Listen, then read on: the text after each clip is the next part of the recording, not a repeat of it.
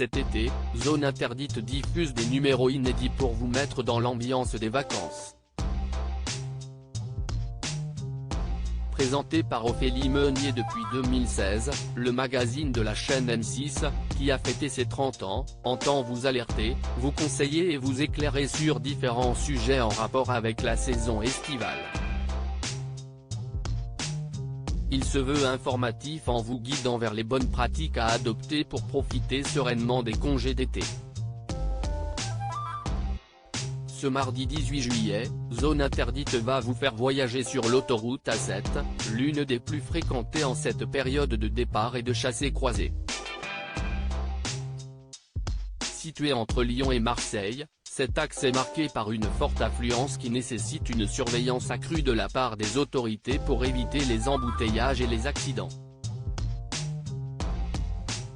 Cet été, 5 millions de Français prennent la route en direction de l'A7. À l'occasion de ce week-end du 14 juillet, jusqu'à 70 km de bouchons cumulés ont été comptabilisés sur l'autoroute de la vallée du Rhône, en direction du sud, sur la seule journée de samedi. Chaque année, il faut prendre son mal en patience pour parcourir quelques kilomètres. Zone Interdite est partie à la rencontre des gendarmes, patrouilleurs, dépanneurs et restaurateurs qui gravitent autour de cette autoroute. Les équipes d'Ophélie Meunier ont rencontré Patrick, directeur des 4 restaurants de l'aire d'autoroute de Lançon-Provence dans les Bouches-du-Rhône. Celui-ci doit faire face à un hyperflux de vacanciers. Hervé, quant à lui, est patrouilleur au PC sécurité d'Orange dans le Vaucluse. Il est chargé de ramasser les objets perdus sur les voies pour éviter les collisions.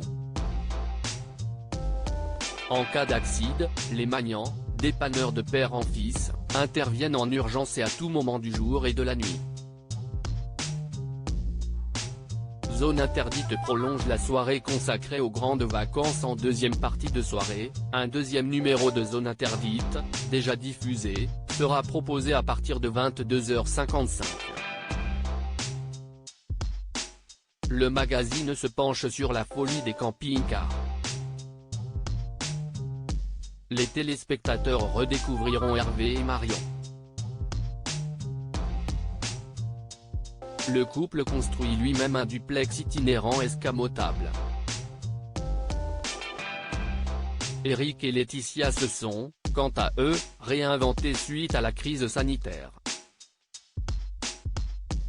Ils ont inauguré un food truck dans un school bus. Devant le succès remporté, le couple a investi dans un deuxième véhicule plus grand pour voyager.